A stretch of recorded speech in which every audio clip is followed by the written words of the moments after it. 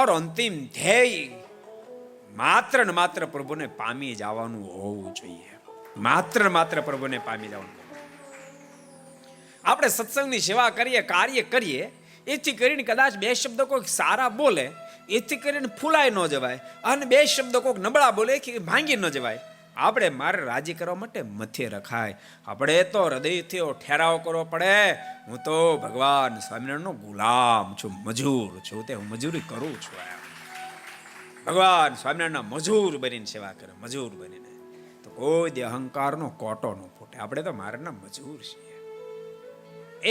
એવો ભાવ કેળવો. નહીં તો સાચું તમને કહું, તમારા કરતા એ સંતોમાં બહુ મોટા પ્રોબ્લેમ. 5-25 જણા માને એવો ગણવાવું પડે, એવો ગણવાવું પડે, એવો ગણવાવું પડે.